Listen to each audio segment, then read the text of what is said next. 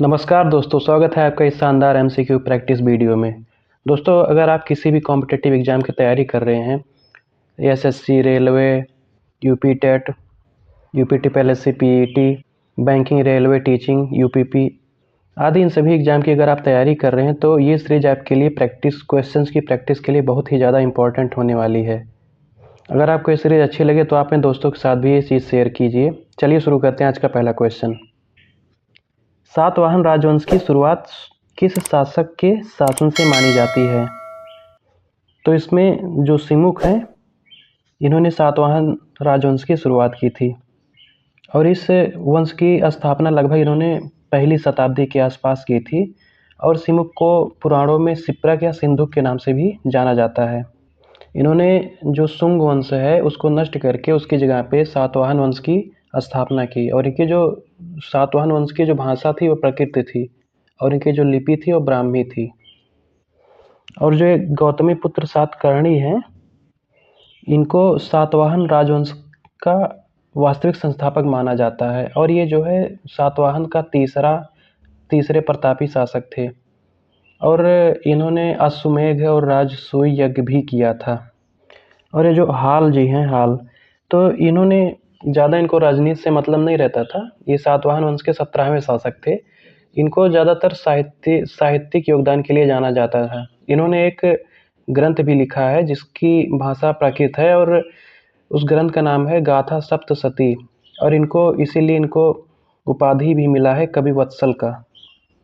अगला क्वेश्चन है, शुंगों के पश्चात भारत में कौन सा नया राजवंश सत्ता में आया? तो इसके बाद ये जो कण्व वंश है ये सत्ता में आया था शुंगों के बाद में। अगला क्वेश्चन है, सातवाहन शासकों द्वारा विशेष रूप से किस धातु के सिक्के बड़ी मात्रा में प्रचलित किए गए थे? तो इन्होंने जो सीसा होता है, शीशे के सिक्के को सातवाहन वंश के शासकों ने चलाया था, वो भी बड़ी मात्रा में चलाया था। और सोना जो है सबसे पहले कुषाणों ने चलाया था और सबसे अधिक मात्रा में अगर देखा जाए सबसे बड़ी मात्रा में तो गुप्त वंश के टाइम पे चला था ये। अगला क्वेश्चन है, मालविकाग्निमित्रम नाटक में मुख्य पात्र के रूप में किस शुंग शासक को प्रस्तुत किया गया है? तो इसमें जो अग्निमित्र हैं इनको मुख्य नाटक के पात्र के रूप में चुना गया है और इसके रचयिता महाकवि कालिदास जी हैं और एक 5 अंकों वाला संस्कृत का नाटक है। और इस नाटक में जो दो मुख्य पात्र हैं जो कि एक विदर्भ की राजधानी मालविका है और शुंग वंश के राजा अग्निमित्र हैं। जो अग्निमित्र मतलब पुष्यमित्र शुंग के पुत्र हैं, ये अग्निमित्र हैं। तो इन्हीं दोनों के नाम पे मालविका अग्निमित्रम के नाम से मालविका अग्निमित्रम बना है। तो इसमें सही मामले में देखा जाए तो इस नाटक में शुंग वंश के टाइम के उसके काल पर आधारित है और इसमें जो शुंग वंश के राजा थे अग्निमित्र, जो कि शुंग वंश के पुष्यमित्र शुंग के पुत्र भी थे और उनकी रानी परिचारिका की दासी मालविका के बीच में प्रेम प्रसंग का सुंदर वर्णन किया गया है और इसके साथ साथ में शुंग वंश के ऐतिहासिक और राजनीतिक महत्व को भी इसमें दिखाया गया है। जैसे कि पुष्यमित्र शुंग ने उस टाइम पे अश्वमेध यज्ञ किया था और उनके जो पोते थे वासुमित्र ने उन्हें सिंधु नदी के तट पे यूनानियों को पराजित भी किया था। अगला क्वेश्चन है, प्राचीन भारत में सबसे अधिक शुद्धता वाले स्वर्ण सिक्के किस शासक वर्ग से संबंधित माने जाते हैं? तो अगर शुद्धता में देखा जाए तो कुषाणों ने सबसे पहले और शुद्धता के रूप में स्वर्ण सिक्के चलाए थे और जो गुप्त वंश हैं इनके काल में सबसे ज़्यादा सोने के सिक्के का स्वर्ण मुद्रा का प्रयोग हुआ था बृहद मात्रा में। और जो सातवाहन वंश हैं इनकी जो मुद्रा थी वो शीशे की थी। अगला क्वेश्चन है, नानाघाट अभिलेख में सातकर्णी फर्स्ट की पत्नी के रूप में किसका उल्लेख मिलता है? तो इसमें जो नागनिका देवी हैं उनका उल्लेख मिलता है सातकर्णी फर्स्ट की पत्नी के रूप में। और जो नानाघाट अभिलेख है ये क्या है, ये कहाँ पे मिला था, कैसे मिला था, इसके बारे में चलो देखते हैं। तो यह जो नानाघाट अभिलेख है ये महाराष्ट्र के पुणे के पास में नानाघाट दर्रे में एक गुफा की दीवार पे खुदा हुआ मिला था और यह अभिलेख सातवाहन वंश के प्रतापी शासक जो सातकर्णी प्रथम थी उनकी रानी नागनिका या नायनिका इनके द्वारा जारी करवाया गया था। उसकी भाषा प्राकृत और लिपि ब्राह्मी में थी। और इस अभिलेख में अश्वमेध 2 बार अश्वमेध यज्ञ का और 1 बार राजसूय यज्ञ का उल्लेख है। और इसके बाद कई सारे वैदिक यज्ञ भी वो लोग करते थे, ये भी शामिल है। और वो लोग ब्राह्मणों को, पुरोहितों को दान, भारी मात्रा में दान भी करते थे। उनके इसमें हजारों गायें, घोड़े, हाथी, चांदी के सिक्के, सोने चांदी आदि ये सभी का उल्लेख है इस नानाघाट अभिलेख में। अगला क्वेश्चन है, महाभाष्य के रचयिता पतंजलि का संबंध किस शासक के दरबार से बताया जाता है? तो ये जो पुष्यमित्र शुंग हैं, इसका आंसर है उन्हीं के दरबार से भी चीज़ बताया जाता है कि महाभाष्य के रचयिता जो पतंजलि हैं, उन्होंने महाभाष्य की रचना की थी। तो ये पुष्यमित्र शुंग के दरबार से थे। अब थोड़ा महाभाष्य के बारे में देखते हैं। इसके रचयिता महर्षि पतंजलि थे। और जो महर्षि पतंजलि हैं, इनको संस्कृत व्याकरण के महान त्रिमुनि जैसे पाणिनि, कात्यायन और पतंजलि में से एक अंतिम मुनि माना जाता है। और ये देखा जाए तो ये पुष्यमित्र शुंग हैं, जो शुंग वंश के संस्थापक थे, उनके समकालीन भी थे। और किसी साक्ष्य में बोला जाता है कि उनके अश्वमेध यज्ञ में भी इन्होंने भाग लिया था। और इनकी अन्य रचनाएं व्याकरण के अलावा योग दर्शन के प्रवर्तक के रूप में भी इन्होंने योग सूत्र की भी रचना की थी। और जो महाभाष्य ग्रंथ है, इसका शाब्दिक अर्थ है बड़ा भाषा है विस्तृत टीका। और इसका आधार है कि पाणिनि की जो प्रसिद्ध अष्टाध्यायी व्याकरण ग्रंथ के सूत्रों पर कात्यायन द्वारा लिखे गए वार्तिक और पाणिनि के मूल स्रोतों पर आधारित एक विस्तृत भाषा है। और इसकी जो शैली है वो संभाषण मतलब प्रश्नोत्तर शैली में लिखा गया है। अगला क्वेश्चन है, भूमिदान के आरंभिक अभिलेखीय प्रमाण के रूप में किस अभिलेख को माना जाता है? तो ये भी नानाघाट अभिलेख में ही है ये चीज़। इसका आंसर नानाघाट अभिलेख है। अगला क्वेश्चन है, शुंग काल के बाद दक्षिण भारत में कौन सा राज्य सबसे अधिक प्रभावशाली बना है? तो ये सातवाहन राजवंश है, जो शुंग के बाद सबसे ज़्यादा शक्तिशाली बना था। और जो कर्ण वंश है, इसके संस्थापक वासुदेव थे। और जो शुंग वंश है, इसके संस्थापक पुष्यमित्र शुंग थे। अगला क्वेश्चन है, हाथी गुम्फा अभिलेख की भाषा क्या थी? तो इसकी भाषा प्राकृत थी। अगला क्वेश्चन है, गाथा सप्तशती की रचना करने वाले सातवाहन नरेश कौन से हैं? तो ये जो हाल हैं, इन्होंने गाथा सप्तशती की रचना की थी। और ये सातवाहन वंश के 17वें शासक थे। और ये साहित्य प्रेमी थे। इनको राजनीति, राजपाट से ज़्यादा कोई मतलब नहीं रहता था। और इन्होंने कई सारे विद्वानों को संरक्षण भी दे रखा था। और जो गाथा सप्तशती है, इसकी भाषा प्राकृत थी। इनकी ये बहुत ही प्रसिद्ध ग्रंथ है। और इसीलिए इनको कवि वत्सल की भी उपाधि मिली थी।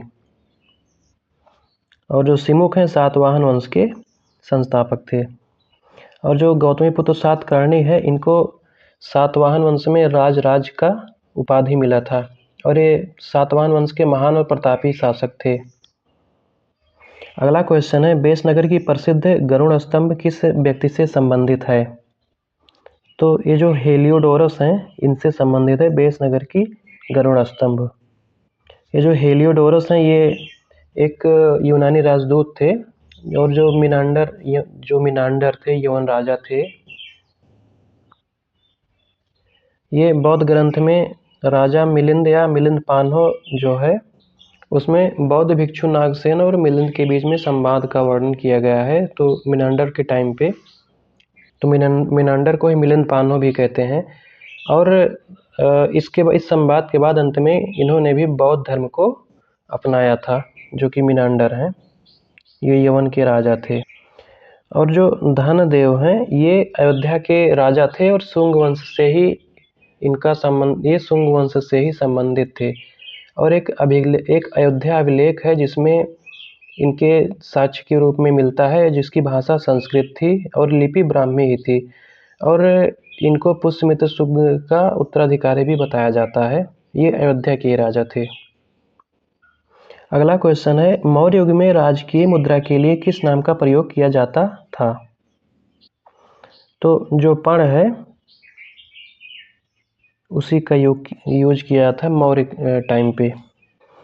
और दिनार का यूज कहाँ किया जाता था, ये लोग आप कमेंट करके बताओ ये। अगला क्वेश्चन है, रुद्रदामन के हाथों 2 बार पराजित होने वाला सातवाहन शासक कौन था? तो जो पुलमावी है, मतलब वशिष्ठ पुत्र पुलमावी है, यही थे रुद्रदामन के हाथों 2 बार ये पराजित हुए थे। अगला क्वेश्चन है, मिलिंद पानों में किस राजा और बौद्ध भिक्षु के बीच संवाद का वर्णन मिलता है? तो जो मिलिंद मिनांडर हैं और नागसेन बौद्ध भिक्षु हैं, इन दोनों के बीच में संवाद मिलता है मिलिंद पानों जो ग्रंथ है उसी में। और जो मिनांडर हैं, जिनको बौद्ध ग्रंथ में मिलिंद पानों के नाम से जानते हैं या मिलिंद के नाम से, तो ये यवन राजा थे और नागसेन ये बौद्ध भिक्षु थे। अगला क्वेश्चन है, सातवाहन वंश की राजधानी के रूप में किस नगर का उल्लेख मिलता है? तो इसमें जो प्रतिष्ठान है इसी का उल्लेख मिलता है।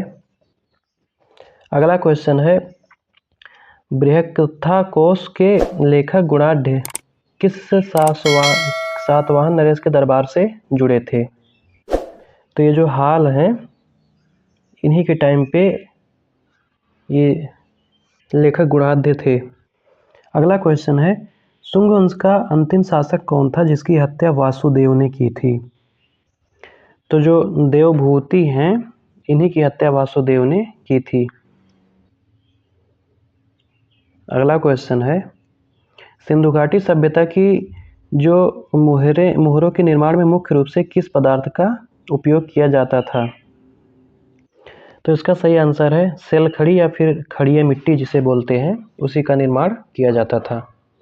अगला क्वेश्चन है, गार्गी संहिता में मुख्य रूप से किस विदेशी आक्रमण का उल्लेख प्राप्त होता है? तो इसमें जो यवनों का आक्रमण था उसी का उल्लेख है गार्गी संहिता में।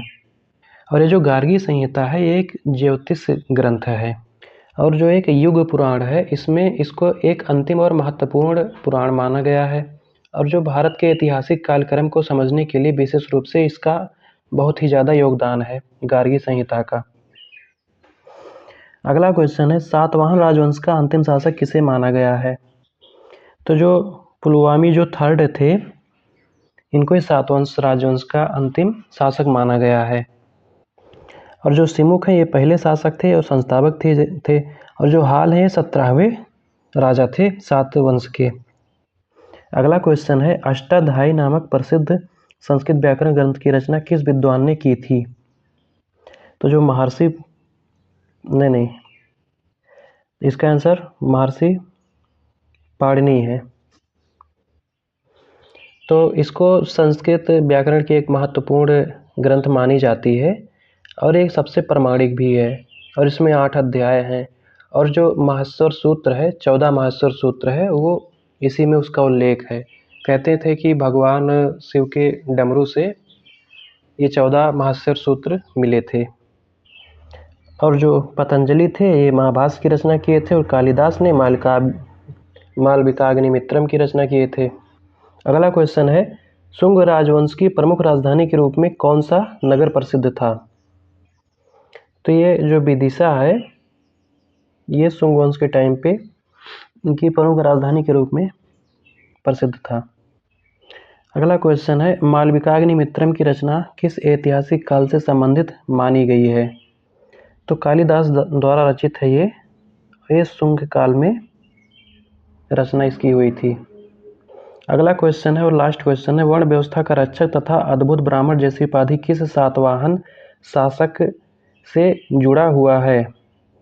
तो इसको गौतमीपुत्र सातकर्णी को ही वर्ण व्यवस्था का रक्षक तथा अद्भुत ब्राह्मण जैसी उपाधि मिला है और इसके साथ साथ इनको राजराज की भी उपाधि मिला है और ये सातवाहन वंश के महान और प्रतापी शासक भी थे। तो दोस्तों हमने आज ये कुछ 25 क्वेश्चंस की प्रैक्टिस की है जो कि प्रीवियस ईयर में आए हुए भी हैं और बहुत ही ज़्यादा इम्पोर्टेंट हैं। तो ये मौर्योत्तर काल के, मतलब ये जो मौर्योत्तर काल के कुछ इम्पोर्टेंट क्वेश्चंस थे जिसको हमने आज देखा है, प्रैक्टिस किया है। और अगर ये सीरीज आपको अच्छी लग रही है तो फिर और अपने दोस्तों के साथ भी शेयर करिए, चैनल को सब्सक्राइब करिए और लाइक भी करिए। कमेंट में भी बताना कितना क्वेश्चन आपका सही हुआ। तो मिलते हैं चलो अगले वीडियो में।